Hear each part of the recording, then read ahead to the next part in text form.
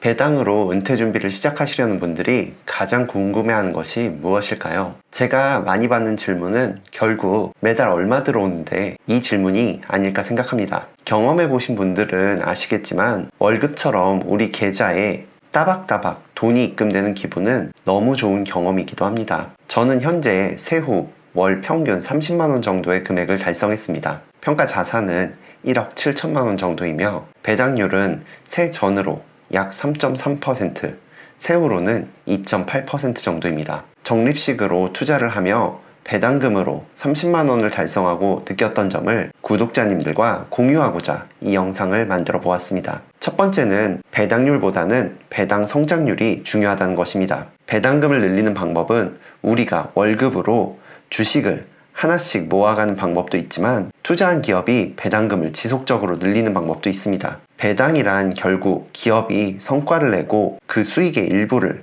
기업의 주인인 주주에게 환원하는 것입니다. 그렇다면 꾸준히 수익을 늘려가는 기업에 투자를 하는 것은 내가 주식을 모으는 것만큼 기업도 나에게 지급할 배당금을 꾸준히 늘려줄 것입니다. 마치 두 사람이 돈을 모으는 것처럼 배당 성장의 효과는 투자 기간이 길어지고 투자금이 많아질수록 효과가 더 커지게 될 것입니다. 이제 은퇴 준비를 위해 주식을 시작하셨다면 시간은 우리의 편이기 때문에 이 효과를 충분히 체감하실 수 있을 겁니다. 두 번째는 너무 높거나 너무 낮은 배당률은 독이 될 수 있습니다. 배당 투자를 시작하다 보면 지금 당장 배당금이 높은 기업들이 우선적으로 눈에 들어옵니다. 이런 기업들이 무조건 나쁘다고 할 수는 없지만 기업의 미래 가치를 포기하고 높은 배당률을 유지하는 회사들도 있습니다. 이럴 경우 상승장에서 성장주들이 엄청난 수익을 내는 상황을 보면 포모를 느끼고 투자를 포기하는 경우가 생깁니다. 반대로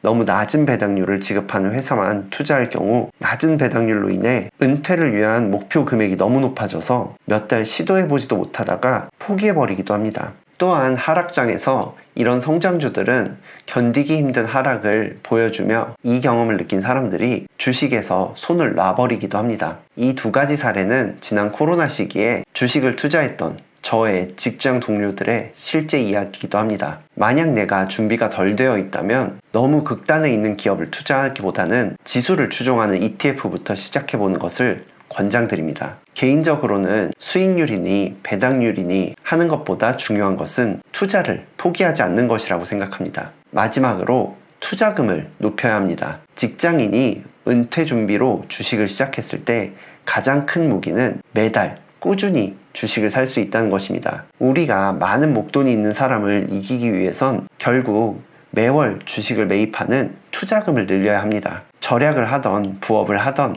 방법은 상관없습니다. 내가 60세에 할 은퇴를 50세에, 50세에 할 은퇴를 40세에 이렇게 빠르게 은퇴를 하고 나를 위한 인생을 살고 싶다는 욕심이 있다면 가장 중요한 것은 결국 투자금을 늘리는 것입니다. 명확한 목표를 가지고 이번 달부터 10,000원에서 50,000원이라도 아껴보는 것으로 시작하면 충분합니다. 그렇게 더 모은 주식 하나가 시간이 지나면 우리가 경제적으로 자유로워지는 길에 발판이 되어줄 것입니다. 저 또한 저의 투자 기록을 말씀드리며 구독자님들의 투자를 응원하겠습니다. 영상 시청해주셔서 감사합니다.